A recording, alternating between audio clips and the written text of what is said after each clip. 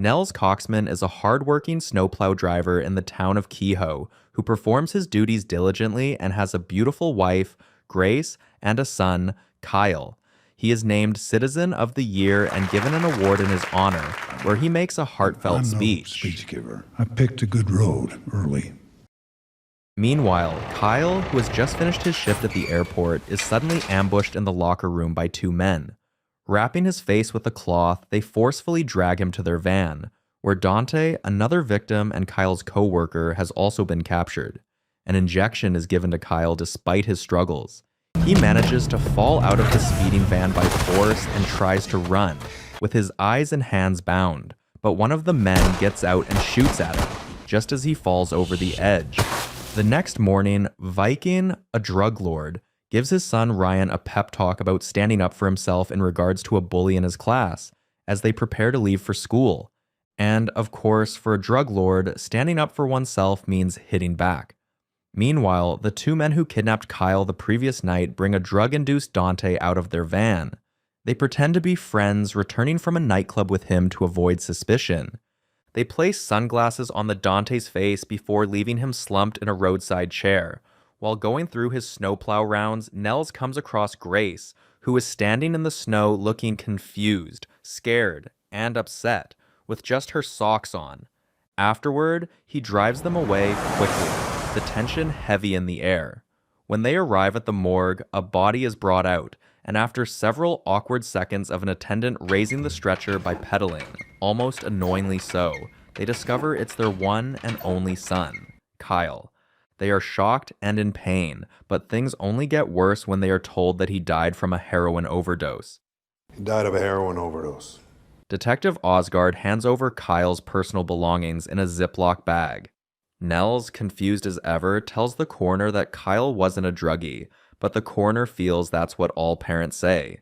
Little wonder how many parents in the past must have been right. In the car, Grace is in pain over the fact that they never truly knew their son, but Nels insists that Kyle wasn't a druggie. This makes her flare up in frustration, and she begins hitting Nels. A memorial service is held for Kyle, and he is laid to rest. However, Nels decides to do the opposite of resting and uses the snowplow later that night to vent his anger. He then heads to the station building, takes out his rifle, and places it in his mouth, wanting to end his life. Unbeknownst to him, Dante, who's sitting in the corner on the floor, is watching. Just as Nels is about to pull the trigger, Dante calls out to him, leaving Nels surprised to see him. Dante begins tearfully apologizing, revealing it wasn't supposed to end like this. He knows where and when the cocaine arrives, and Kyle knew nothing about it. Now a bit incoherent, he admits that it was just one bag, which makes Nels stand up from his death chair. Dante adds that people like that always find out, and Nels begins questioning him on what exactly he's talking about. When Dante asks him for some money, stating that they would hurt him if they find him, Nels loses his cool and lunges at Dante, demanding to know who they are. Now bawling, Dante confesses that he only knows a guy named Speedo, but Nels wants to know exactly where to find him. After getting this information, Nels heads to meet Speedo, who's enjoying himself in a nightclub. After getting Speedo's attention, Speedo leads him to an elevator, and they begin the ride down. So, you're Nels Speedo. mentions Dante's name, but Speedo flatly denies knowing him. When Nels talks about Kyle and the airport, Speedo is surprised he is Kyle's father. But just as something seems to click, he again denies knowing Kyle. Nels isn't buying this and asks what happened, but Speedo tells him to leave, just as the doors open to the parking lot. Trying to instill fear, he shows Nels the gun tucked in his waistband and turns to leave. But a bereaved father with nothing left to lose is dangerous. In a split second, Nels attacks with a hard punch, bringing Speedo down. Without giving him a chance to breathe, Nels continues pummeling Speedo's face like a punching bag, leaving him bloodied. He then drags the now unconscious Speedo by the legs and takes him to his truck. After some minutes, Speedo regains consciousness while Nels scrolls through his phone.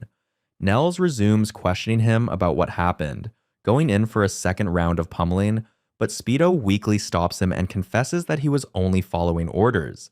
When Nels asks whose orders, Speedo weakly says, Limbo. Nels then brings up Limbo's contact info on his phone, showing Speedo the picture for verification. Speedo confirms it, and Nels puts the phone away, staring at Speedo for a few seconds. He then snaps and begins strangling Speedo with all his might until Speedo loses consciousness. Just as Speedo regains his breath, Nels goes back to strangling him, making sure Speedo is permanently gone from the world this time. He then drives away with the body, stops in the middle of nowhere, and wraps it in fish wire and a carpet. Afterwards, he flings it down a cliff into the raging water. When he gets back home, Grace gives him the cold shoulder, not speaking a word. The next morning, Viking is informed of Speedo's disappearance while they prepare to take Ryan to school. In the car, Ryan asks who Speedo is, since he overheard, and Viking is unhappy with his employee for discussing work-related matters in front of Ryan. When he notices a burger among Ryan's lunch pack, he is furious. He claims it contains harmful ingredients that aren't healthy for a human and tosses the poison out the window. Meanwhile, Officer John Gipp and Kim Dash make their driving rounds. Gipp feels drugs should be legal so the government can tax them and double their pay, but Kim disagrees. They pass Nels, who's helping a couple fix their car, and he waves at them. When they see some guys openly smoking on the road, Kim is enraged and tries to confront them, but Gipp stops her. He tells her she needs to get on board with the community policing principle, where they embrace the values of the community if she intends to survive and advance in Kehoe law enforcement. That night, Nels is unable to sleep, so he decides to work instead. Since snow plowing doesn't calm him down, he heads to the station and begins sawing, then takes a practice shot with his shotgun. The next morning, he goes into a wedding dress store where the manager turns out to be none other than Limbo. After some customers leave, it's just the two of them, and Limbo attends to Nels. Nels asks for a tux, lying that he and his wife are having a vow renewal ceremony. Limbo tells him he'll need to be measured and bends down to retrieve something from beneath the table. It turns out to be a gun, but Nels has already anticipated this and hits Limbo hard with his own shotgun, sending him crashing to the floor. Limbo tries to use his gun, but Nels steps on his hand and kicks the weapon away. He asks Limbo who gave the order to kill Kyle, and when Limbo doesn't answer, a few of his teeth go missing after another hit. Limbo finally confesses the name Santa, and Nels successfully extracts Santa's location from him. There's a small airport where he flies in with the drugs and out with the money. He goes by Santa because he looks just like one. Before leaving, Nels asks Limbo who the greatest quarterback is between Elway and Manning. This leaves Limbo confused, but he chooses Elway regardless. Nels agrees and turns to leave, but in the same breath turns back and shoots Limbo straight in the chest. Later that night, a second wrapped body is deposited off the cliff. Back home, Grace speaks to Nels for the first time since they learned about Kyle, asking him about Kyle's personal interests. Nels has no idea, making her wonder what they discuss during their long hunting trips. When he says they discuss hunting, she heads upstairs in disappointment. It seems she really won't speak to him again. Meanwhile, Viking is crashing at home, while Aya, his ex-wife, looks on. He gives her the new meal plan for Ryan, but Aya is appalled by what she sees. She has spoken to her lawyer and now wants to rearrange the custody schedule, 10 days with her, 4 with Viking. Viking doesn't agree and threatens to take full custody, so she has none. Mustang, an employee, comes in, prompting Aya to leave. He then reports Limbo's disappearance. Later, Viking makes a call outside in frustration, while Ryan watches from the window. Meanwhile, Nels is already at the specific airport with his truck.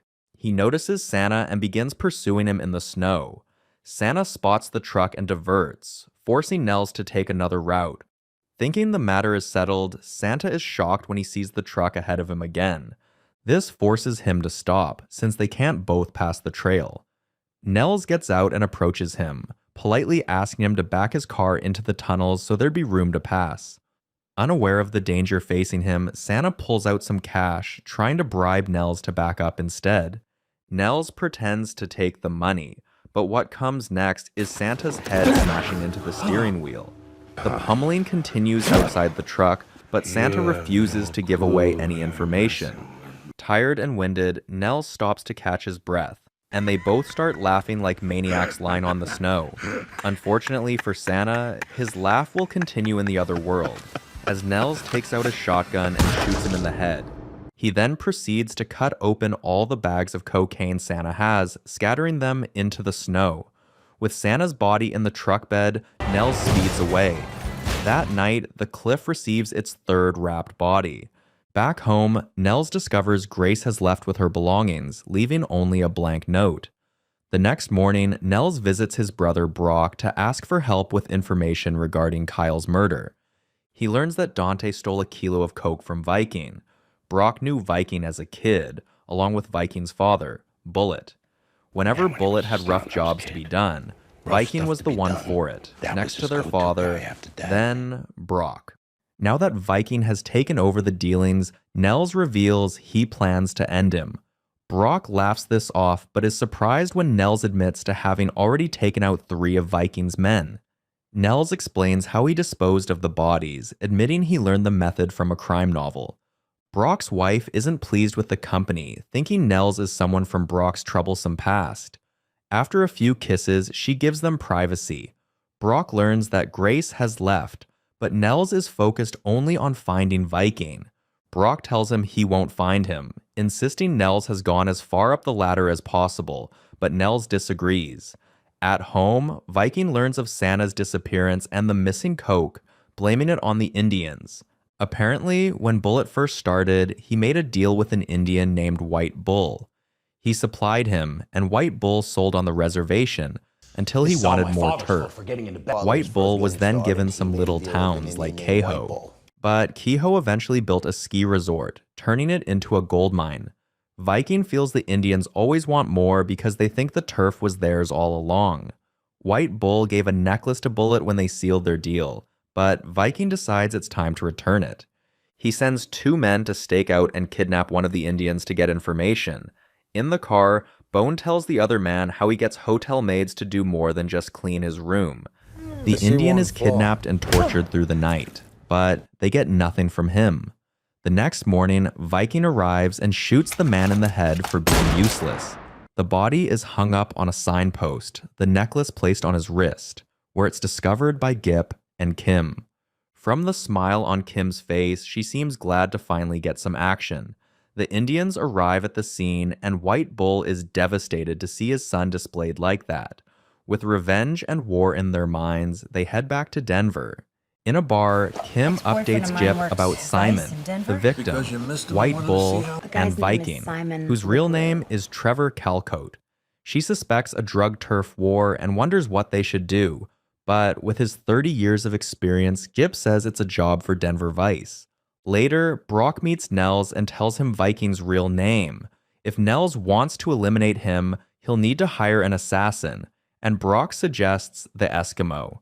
He explains exactly how the process works and what to expect. The next morning, a service is held for Simon by the Indians, and Nels coincidentally passes by in his truck, locking eyes with White Bull.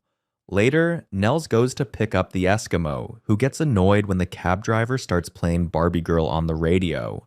When they arrive at the hotel, the Eskimo isn't impressed by how shabby it looks, but that was all Nels could find due to a convention in town. Nels gives him half of the agreed payment, just as Brock instructed, but the Eskimo turns on him with a small gun to his neck. He asks if Nels is a cop, and after checking his ID, sees he isn't. He tells Nels the payment should be 2/3 of the total upfront, and the remainder when the job is done. Nels pays the 2/3, and the Eskimo backs off. Afterward, the Eskimo visits Viking's house, but instead of completing the job he was paid for, he flips the script, telling Viking he's been offered $90,000 to kill him. He proposes taking the same amount from Viking in exchange for the client's name. Viking finds this amusing, but agrees, and the money is sent. The Eskimo reveals the name Coxman. Guy's name is Coxman. Making Viking recall that a Coxman once worked for Bullet. He remembers the name as Wingman, which was actually Brock's nickname when he worked with Bullet. Seems Brock has just landed in serious trouble. As the Eskimo is about to leave, Viking stops him to ask 2 questions. The first about his name, the second about his integrity. Viking dislikes a man without integrity, and since the Eskimo didn't honor the job he was paid for, he signals Mustang to deal with him. The Eskimo is shot 3 times and his body taken away. Seems someone's been burned by playing with fire. Meanwhile, Nels searches online for information about Trevor. Viking visits Brock at his house and takes him for a ride. Viking asks about the Eskimo, but Brock refuses to give up Nels. Instead, he lies that Bullet stole his woman back then. So this is revenge since Bullet's blood runs in Viking's veins. He even admits flushing the coke down the toilet and killing the 3 men. For that, he is executed. Okay, wingman. Later, Nels and Brock's wife visit his grave with flowers, but she spits on it before walking off with her box. At the precinct, Kim gets a call from her contact in Denver, who's her ex-boyfriend, Kurt.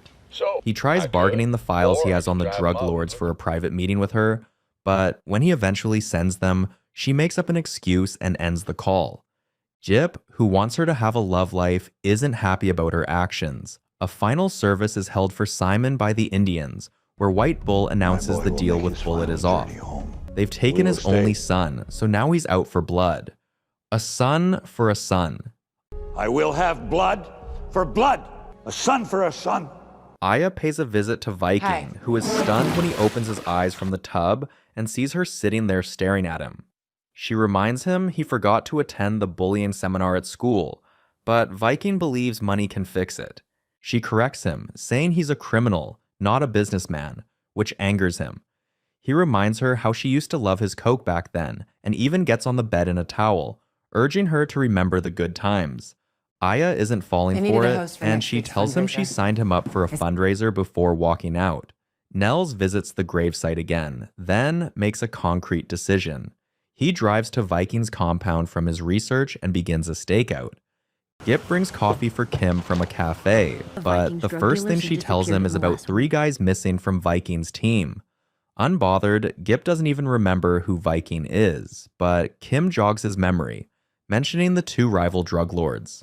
Jip wonders what she thinks they're going to do to either Viking or White Bull. Kim eagerly plans to take them out and save the town, but Gip doesn't respond. He's realized talking to Kim is like talking to a brick wall. Viking realizes they killed an innocent Indian, meaning war. He wants to do something to settle the score, and Dexter, one of his men, jokingly suggests sending a note saying, "Sorry." Viking disapproves and shoots Dexter right in the head, making him fall into the inflatable sofa. Viking shoots him again, making Dexter sink further, looking like an oversized joke. Viking orders Mustang to cut off Dexter's head and send it to the Indians. He's made Dexter the culprit and wants their old arrangements back in place. This leaves Mustang at a loss for words since Dexter was his secret lover. It seems this is already too late, because the Indians are already staking out Ryan in his school. It's Aya's week to have him, and they know this. At the precinct, Kurt calls with more information, but first tells Kim to repeat that she doesn't deserve it. She does so without hesitation, and he shares that a body was found in a Denver alley, which belonged to Dante.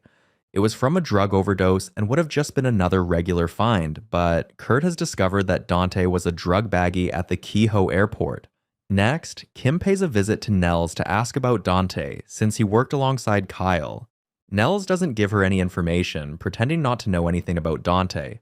She finally opens up, revealing that she doesn't think Kyle or Dante were junkies, and that something must have happened to them. Nels asks her what it is, but she hopes he can tell her anything that could help. He refuses to open up, insisting she can't help him and subtly telling her to leave. The 2 Indians start preparing to abduct Ryan, but they are put on pause when they receive a call. Yeah, we can't grab him yet. Why not? A messenger for Viking has arrived, and after being properly checked, Dexter's head is brought out and presented to White Bull. White Bull appreciates the gesture, but isn't satisfied, since he wants a son for a son. I need a son for a son.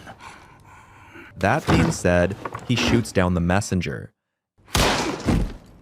At home, Nels dresses in an official suit and arrives at Ryan's school. He approaches Ryan and lies about being sent to pick him up. Ryan is suspicious since it's his mom's week, but Nels assures him his parents know about it. Meanwhile, the two Indians are given the go-ahead to kidnap Ryan. However, someone has already beaten them to it, as they see Nels taking Ryan away in a van. They immediately pursue, but an oncoming school bus blocks their path, and Nels successfully drives off with Ryan. Back with White Bull, they report this, but assure him they'll find him since it was a Kehoe van. The messenger's phone begins ringing, and White Bull orders them to answer it. It's a checkup from Viking's man, and he is plainly told that the messenger no longer breathes. Can't talk right now. In the van, Ryan has already decided that Nels doesn't work for his father, but he still remains calm. He wonders who the guys pursuing them were, but Nels also doesn't have any idea. At home, the news of Ryan's abduction has reached Viking, and he instantly thinks the Indians are responsible, though they haven't called him. You take command, son, you call! Everybody knows that! Viking is extremely livid as he addresses his men on the revenge they would take. Aya furiously storms in, accusing Viking of taking Ryan when it's her week. She angrily tells him that she'll take full custody of Ryan since he's now sick enough to kidnap his own son. She threatens that Viking will never see Ryan again until he graduates high school, which makes Viking lash out. He swings at her face, but she dodges and grabs him painfully by the groin, instantly sucking the fight out of him. With labored breaths, he tells her Ryan isn't with them, leaving her confused and shocked. In the car, the Indians get a text on the messenger's phone from a different number, and it's the name of a hotel and room number. It turns out to be Bones' hotel room, and as per usual, he's already in bed waiting for any maid to come inside. However, it's not a maid who opens the door this time, but 3 men. They laugh at his stupidity, then shoot him down. At home, Viking assures Aya that he will soon get a call from the kidnappers, but she's decided to call the police if Ryan isn't back in 24 hours. Viking assures her he'll be home before then, but she angrily storms out. White Bull and his men arrive at Chateau Montclair, a grand resort in Kehoe, and the receptionist is threatened into giving them a room. Meanwhile, Nels takes Ryan to his home. As typical of kids, Ryan begins asking about the particulars of the house and if Nels has kids. Nels tells him no, then goes ahead to make him a quick dinner. Ryan feels that Nels bringing him to his home wasn't a smart thing to do, but Nels admits he wants to talk to his father. He then shows Ryan to Kyle's room, and Ryan notices the difference. Nels tells him his kid went away and tries leaving, but Ryan can't sleep without being read a bedtime story. Nels doesn't know any, so they settle for a book about snowplowing.